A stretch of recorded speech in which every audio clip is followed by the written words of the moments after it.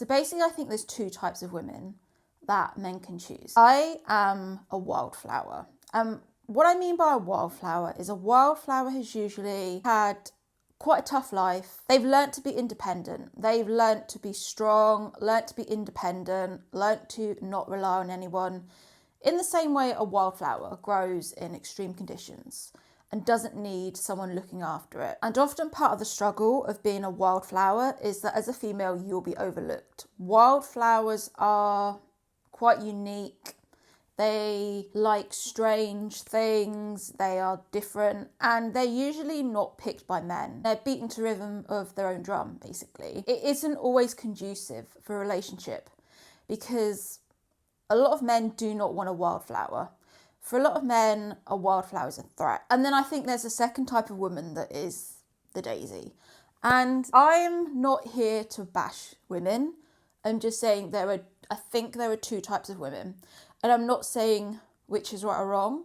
I'm just saying I'm one and there are other types of women. So in contrast to a wildflower who will be enigmatic, mysterious, maybe possibly a bit intimidating to men, a daisy is the opposite. A daisy is a woman that is usually still beautiful, still pretty, but they are soft, agreeable, extremely feminine. They are a people pleaser. They will put people first. And the whole reason I make my videos is that you can understand why a wildflower is not going to be for everyone. Most men will want a daisy because the daisy will fulfill the need in men that still needs to be mothered. The thing is, the bond between a mother and son, it's a really special bond. And if you think of when boys are younger, they just love their mum so much and they cuddle them and they hug them and they're really close to their mum.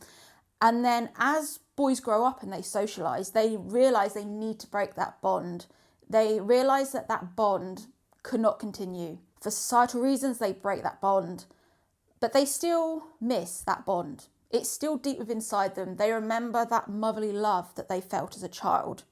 And they seek that love out in another woman. And the daisy fulfills this need in a man. She reminds him of the loving closeness of his mum. And the downfall of the daisy is they will pour everything into a man. They will self-sacrifice. They will put their man first. And unfortunately, if a man is selfish, he will love that. He will love that a woman has sacrificed herself and her own needs for him. Because depending on the type of channel or agenda people have, they will pick certain surveys. If people have a Alpha Bro podcast, they will pick surveys for confirmation bias saying that women in their 40s are miserable on antidepressants.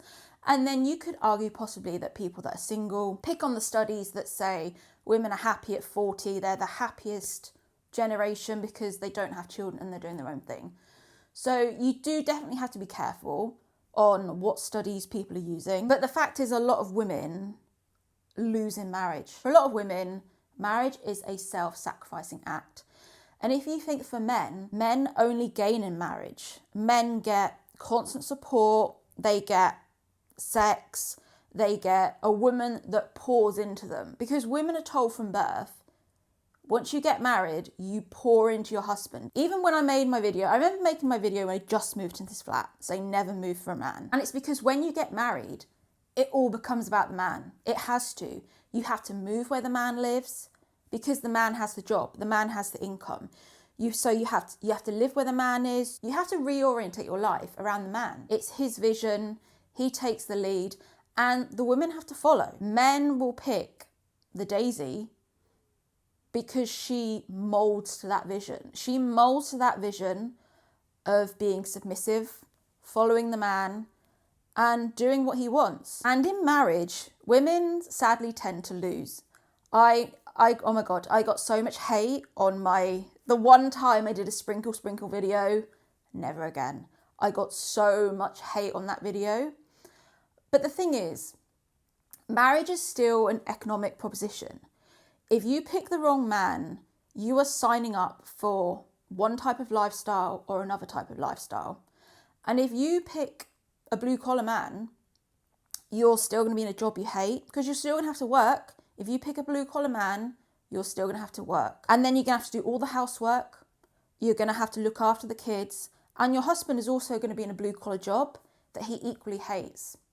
So you're going to have two people in two jobs that they hate. And this is why women are choosing not to marry, because they don't want that lifestyle. They want a lifestyle where they can create their own business and gain their own financial freedom, so they don't have to have a life like the one that I previously described. Because if you think nowadays, most people marry for love. Most people marry because they cannot be without someone and they love them so much that they don't care they have a blue collar job, because they've just met their one. They've just met their person. But marriage for women is still an economic proposition in the same way. Do you remember that scene from Little Women that Amy says how she still has to marry for money? She is this artist and she wants to pursue a career in art, but she can't because of the Victorian lifestyle that she was living at the time. A woman could not pursue her career in art. She still needed to marry and then do her art on the side. This is why women aren't marrying. It's not as if we don't want to marry.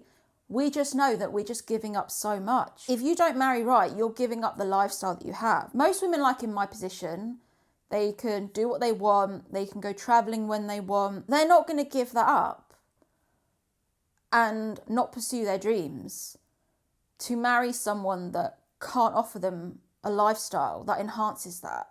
They're not going to diminish their standard of living to marry someone and then they still have to work.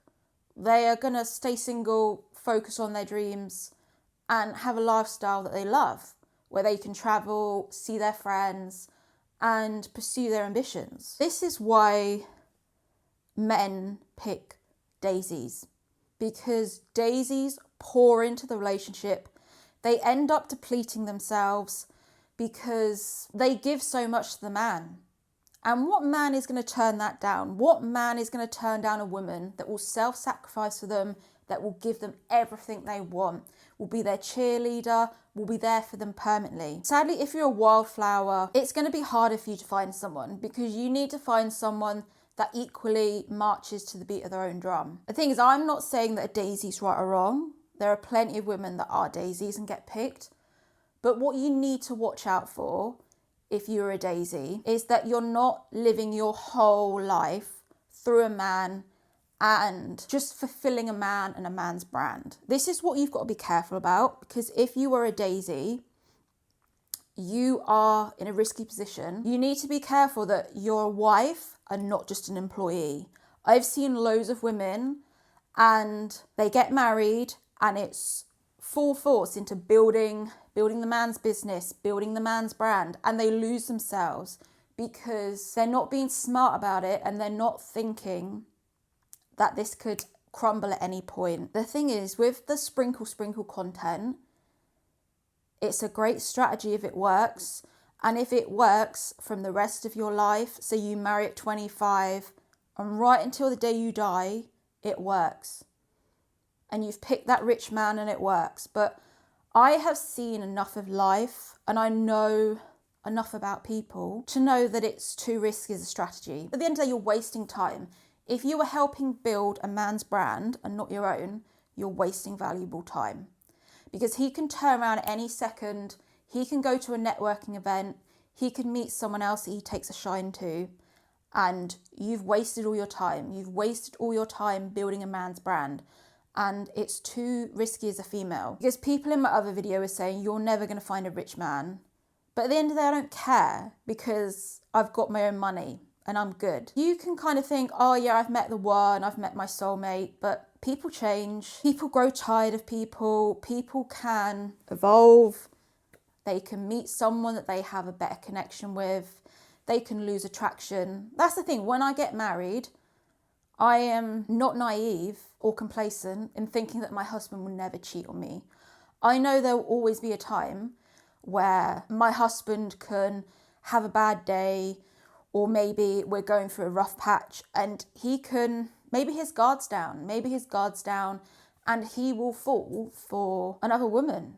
He can potentially fall for another woman who is offering what I'm not offering at that point. And That's why I just don't want you to get stuck in the employee status, in making yourself helpful for a man. Because at the end of the day, if you're with a rich man, he can pay someone to do that job. You're his wife, you're not an administrator. If the thing is, rich men tend to marry smart women. Contrary to popular belief, rich men tend to not marry dumb women. They tend to have their fun time when they were younger, sleep with the hot people, and then when they get married, they tend to marry someone that's more wifey material. That's how men work. But you don't want to get into that people pleaser mode of I'll just help you with the accounts. Yeah, that's fine. I'll just take a load off of you and do some emails in your business. No, he has money. He can pay people to do that. You're his wife. You're not his business partner. And I always think if I did potentially marry someone that was also a YouTuber, I wouldn't get involved in their business. I would keep it separate. I would maybe help out with video ideas, or if he asked for advice on video titles, I'd be like, oh yeah, I'd potentially go that way. Anything else, no, I would keep completely separate. Unless we were launching a physical product and it was 50-50, both our names were on it, then yeah, you could potentially work with someone. Anything else, no, I'm not helping a man build his brand. I've got my own brand. I've got my own security. I'm not doing the whole build a bear, build a man. I'm not doing it. I don't know. You almost have to be so secure in your relationship that you know it's never going to end. But no one can be like that. Any relationship you go into, you don't know if it's going to last. Even when you get married, that day you get married, fingers are crossed, hope for the best, but nobody knows what the future holds. I've just had to accept in life that men tend to pick daisies, and not to be upset about it, and just to think it kind of is the way it is. And if you think about it logically, a man is probably going to choose a safe option. A man is not going to pick a woman that will out-ego him. And I was thinking about this, keyboard just fell off. I was thinking about this date I went on when I was in the shower getting ready for this video, and I'm going to call it How to Accidentally Destroy a Man's Ego. This was years ago. This was when I was much younger, had no standards, and I would go on a date with a man who just asked me out for drinks. And now I don't do that. I don't do drinks. So this man asked me out for drinks, and it was all going fine. It was all going perfectly well until we came upon the subject of he was moving house, and we just discussed some rental properties that he was wanting to look at, and he happened to have them on him and he brought them up. And then he said, what does PCM mean? Part of me was thinking, are you serious? But I was kind about it. I wasn't bitchy about it. And I just said, oh, it means per calendar month. You pay that rent per calendar month. And he said, so you mean I pay the rent every 28 days? And I said, no, you pay every per calendar month. So if you pay it on the 15th, you always put it on the 15th. And then he was just so confused. The thing is, girls, he was really hot, but I worked out as the day went on, he wasn't that intelligent. Oh, so what happens if you have 31 days in a month? Do you pay the rent twice? And I was just like, oh, please, God, please do not make me end up with a thick man. I just said, no, it's not, it's per calendar. Basically, he couldn't get the concept of per calendar month. And after that, the date slowly tailed off. And I never saw him again. He didn't text me after the date and say, hi, I had a lovely day. It was because I destroyed this man's ego. I accidentally destroyed this man's ego by revealing that I knew what per calendar month was, and he didn't. And I unwittingly embarrassed him, and he felt small and inferior. It wasn't something that I did intentionally. I wasn't going out there to be a bitch, but I unwittingly made him feel really small. This is what happens with a man's ego. This is why they pick daisies, because the man always has to be the top person. They always have to be the top person. A lot of men, and as ever, we have to caveat, not all men. Men like to be the top dog, and they don't want to sadly marry their equal sometimes, which is really annoying for women, because women want their equal and sadly men don't pick their equal.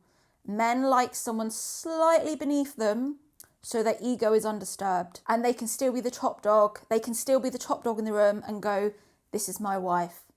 Sadly, for a lot of men, they don't like to marry someone as intelligent as them. They don't like to marry someone that's funnier than them because it wounds their ego. This is why I always think, would I end up marrying a YouTuber? It would have to be someone in a completely different lane to me. It would have to be a YouTuber doing something completely different to what I was doing, because I know if they were in the same lane as me, I would just outshine them and they wouldn't like that. And that's sadly why men marry daisies, because they still need to be top dog. Men will always need to be top dog. If you destroy a man's ego, there is no going back. And I've found this personally in my life. And this is just why I struggle to find someone. I joke at this point I'm left with like Lex or Elon Musk, because I just intimidate men through no fault of my own, and I'm just being myself. And I don't really mix in those circles where I'm around men that aren't intimidated by me. So I just fall into the Wildflower category, where we're just on our own, don't really need a lot of people around us. We just do our own thing and rarely get picked. But we need to end this on a positive note. I think some men do pick wildflowers. And there is, girls, there is a grain of hope. There is a grain of hope. Because when a man is sitting in his masculine energy and he's a true man, he will pick his equal, he will let his woman shine, and he won't diminish her. And he won't just be like, oh, come be the employee and help me rise. No, a true man will pick his equal and he'll help that woman rise. And you'll probably say, well, you just said the opposite. You just said don't help a man. It's completely different. It's completely different if a man helps a woman rise than a woman helping a man. If you build a man up, he'll leave you. I've talked about this concept before, but people sometimes say in the comments, oh no, you should build a man up. No, if you build a man up, he leaves you, he gets cocky, and then he branches on and he meets someone else. So never build a man up, but it works the other way around. It works the other way around if a man can build a woman up, because it's just totally different. But if a man picks a wildflower, it's more of a soulmate connection. It's as if he's consciously gone out of his way to pick someone that just isn't just the norm. They're different. He sees her soul, he sees her true value, and he sees that she's different and unique. And when you get a man that picks you for your uniqueness, it's just so special, because you just know it's just true love. You know that he just hasn't picked the basic bitch, and you know that he just loves you for you. He sees that you're a wildflower. He lets you do your own thing. He lets you just be yourself. He lets you just be yourself, and he doesn't ask you to just pour into him. Because obviously when you get married, you need to pour into your husband to some extent, because obviously you won't have a relationship if you don't. But it's this self-sacrificing that women do, which is just too much. It's when you overgive to a relationship. It's when you overcompensate, and when you just give all of yourself to a man just to be in a relationship. That's when it's dangerous. You need the give and take of your own hobbies and your own interests, and not just solely pouring into a man to the point where you're just depleted. This is what I realised over time, is that men pick daisies. Daisies are the safe option for men. They remind them of their mothers. They offer them security and stability. And I've just had to accept that men don't always pick the wildflower. And it is what it is. There are some great men out there that actually do pick the wildflowers. And I was trying to think before I was filming this of a celebrity dynamic that I could think of to illustrate this point. And I was thinking of the relationship between Scarlett Johansson, Ryan Reynolds, and Blake Lively. Because before all that shit went down, and I don't know, Ryan and Blake probably did have an affair. That's what the gossip sites say, but obviously we don't know. But before that, Ryan was with Scarlett. You think of Scarlett in the early 2000s, she was just at the top of her game as an actress. She was so sexy and so beautiful. And Ryan Reynolds was a struggling film star, and her light was just shining. And Ryan couldn't handle that Scarlett was just eclipsing him. She was just so big at that time. Do you remember? She was just in everything. And Ryan couldn't handle it. So what did Ryan do? He saw that she was eclipsing him. He pulled back and had an affair with Blake. Scarlett was a wildflower. She was just so sexy. She has that voice. I think she still has like the sexiest voice. That kind of deep, sexy voice that men like. He pulled back and picked Blake because Blake, in the early days, Blake poured into him. She had 4 children with him. She was the homemaker. She pulled back from her acting career. She pulled away from Gossip Girl. God, I sound so British then. She pulled away from Gossip Girl and she had the 4 kids. I think she's got 4 kids. She poured into him. It was all about Ryan and the family. And then what happened? After her kids, she realised that she wasn't happy and she wanted more, and she went off.